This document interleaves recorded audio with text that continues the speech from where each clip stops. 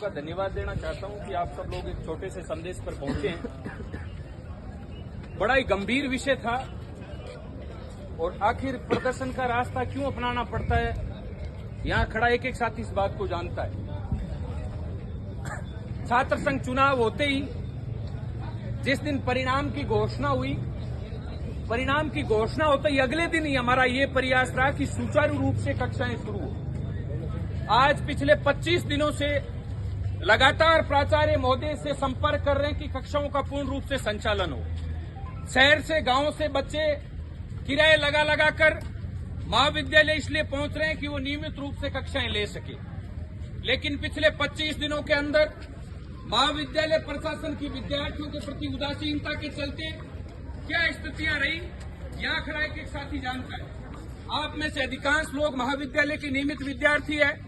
हमने जिन मुद्दों को लेकर चुनाव लड़ा, हमारी ये प्राथमिकता थी कि वो मुद्दे तमाम हल करवाने का हम लोग प्रयास करें। आप सब लोग जानते हैं हमारी प्राथमिकता सबसे बड़ी यही रहती है कि महाविद्यालय के अंदर केवल पढ़ाई का माहौल हो। पढ़ाई के अलावा अन्य जो गतिविधियां होती है वो पूर्ण रूप से गतिविधियां महाविद्यालय के अंदर बंद हो।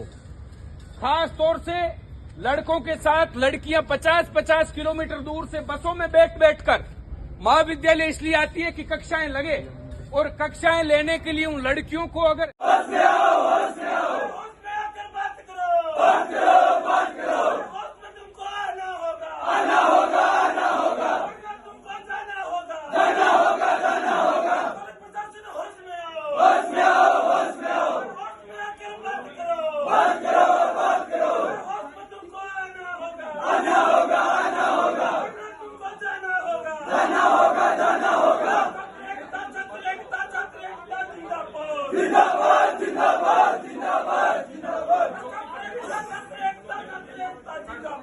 जिंदाबाद जिंदाबाद जिंदाबाद जिंदाबाद जिंदाबाद जिंदाबाद जिंदाबाद जिंदाबाद जिंदाबाद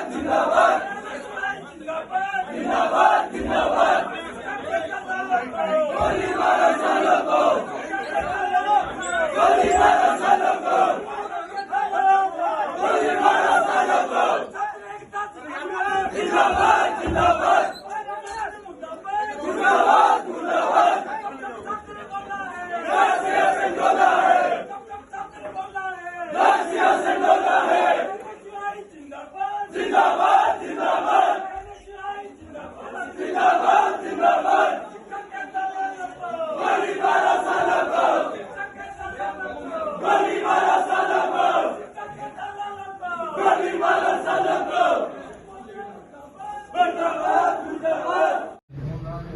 25 दिनों से हम ये प्रयास कर रहे हैं कि प्राचार्य महोदय से बैठ के हमारी ढंग से वार्ता हो, जिन समस्याओं को लेकर हम उनसे मिलना चाहते हैं।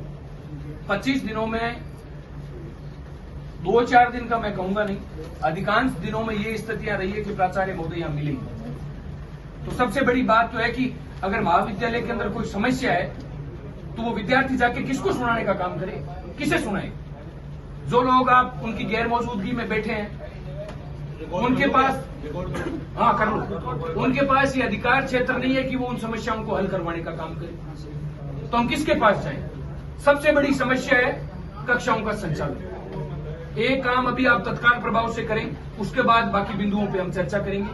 पहले तो तीनों गेट बंद करवाएं तत्काल प्रभाव से, तीनों गेट अभी तीनों गेट बंद करवा के आप ये अभी तुरंत निरीक्षण करें कितने लोग हैं जो हाजिर लगाकर महाविद्यालय के अंदर है, कितने लोग घर चले गए। जो लोग यहाँ उपस्थित नहीं है, हाजिर लगा के घर चले गए, उनके खिलाफ सबसे पहले तो नोटिस जारी किए जाए। मैं तो कहता हूं उनको सस्पेंड करो आप।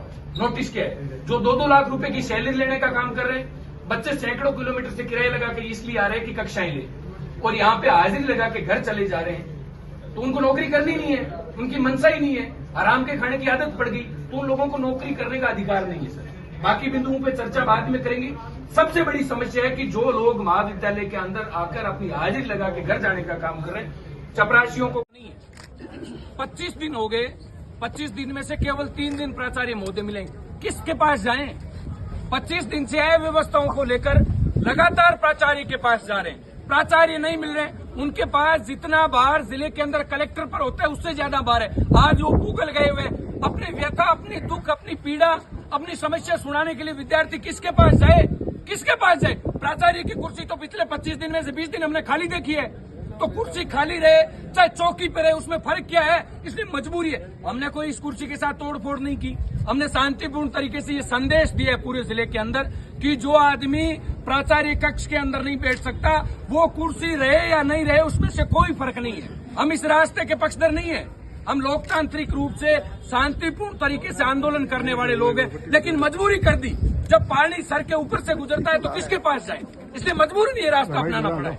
ये बच्चे खड़े हैं, अधिकांश लोग नियमित विद्यार्थी हैं, किराया लगा कर आ रहे हैं, कक्षाएं नहीं चल रही है, कहां जाए? इसलिए मजबूरन। और सब लोग इस कुर्सी से निवेदन कर रहे हैं कि प्राचार्य महोदय आके बैठे, कम से कम हमारी व्यथा, हमारी पीड़ा तो सुने। हम किसको सुनाने के लिए जाएं? संघ चुनाव होते ही जिन मुद्दों को लेकर हमने चुनाव लड़ा, हमारा मुख्य ध्येय था कि महाविद्यालय के अंदर पढ़ाई का माहौल बने। पिछले 25 दिन से साथी हरिराम गोदारा जो नवनिर्वाचित छात्र संघ अध्यक्ष है, पूर्व छात्र संघ अध्यक्ष भाई कृष्ण कुमार गोदारा सहित जितने भी एनएसयू के कार्यकर्ता है, प्रत्येक साथी हर कक्षा में जाकर हम लगातार ये निरीक्षण करने का काम कर रहे हैं कि कक्षाओं का संचालन हो रहा है या नहीं हो रहा है। पिछले 25 दिनों से लगातार हम प्राचार्य महोदय से संपर्क करने का प्रयास कर रहे हैं। 25 में से 20 दिन तक वो महाविद्यालय के अंदर अनुपस्थित रहे। इससे ये स्पष्ट होता है कि उन्हें विद्यार्थियों की चिंता नहीं है।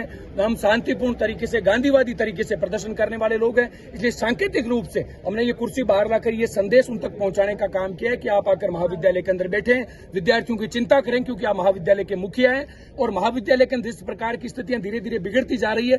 मजबूरन हमारे पास यही रास्ता था, इसके अलावा कोई विकल्प नहीं था। कॉलेज की क्या समस्या लेके कह रहे हो?